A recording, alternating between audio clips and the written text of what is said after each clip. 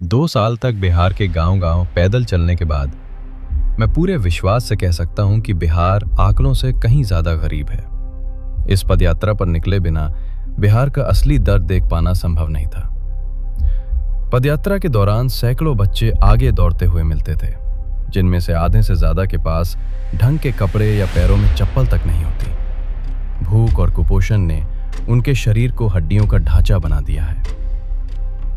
लेकिन कोई आंकड़ा ये नहीं बताता कि कितने बच्चों के पैरों में चप्पल नहीं है। ये सच्चाइयां सिर्फ जमीन पर उतरने से दिखती हैं। कई बच्चे कदकाठी से तीसरी चौथी कक्षा के लगते हैं, लेकिन वे 7वीं 8वीं में पढ़ रहे होते हैं। यही हाल बच्चियों का भी है।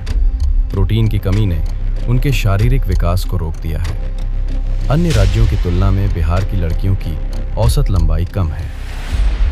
पदयात्रा का सबसे दर्दनाक दृश्य है नौजवानों से खाली गांव। पलायन कर चुके पिता के बिना पल रहे बच्चे, बूढ़े माँ बाप जो बेटे का मुंह साल में एक ही बार देख पाते हैं। घर संभालने की पूरी जिम्मेदारी घर की महिलाओं पर है। आज गांव में ज्यादातर बूढ़े, बच्चे और महिलाएं ही बचे हैं। पलायन को अक्सर सिर्फ गरीबी की समस्या माना जाता है, लेकिन इसकी कीमत सामाजिक टूटन के रूप में चुकानी पड़ रही है।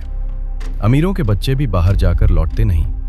घर, जड़ें और परंपराएं सब खत्म हो रही हैं। बेरोजगारी सिर्फ गरीबों की समस्या नहीं है। हर रोज ऐसे पिता मिलते हैं जो आर्थिक रूप से ठीक हैं, लेकिन बच्चों के भविष्य को लेकर 10 से 20 हजार की नौकरी के लिए भी हाथ जोड़ने को मजबूर हैं। बुजुर्ग महिलाएं बताती थीं कि 400 रुपए की पेंशन में पूरा महीना चलाना पड़ता है।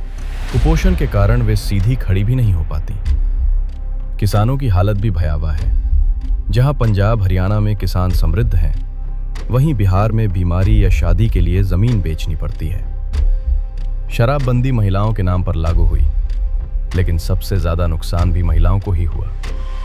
शराब खुलेआम बिक रही है, काला बाजारी बढ़ी है और नकली शराब से मौतें आम हो चुकी हैं। यही बिहार की जमीनी सच्चाई है, जो आंकड़ों में नहीं, सिर्फ पैदल चलने से दिखती है।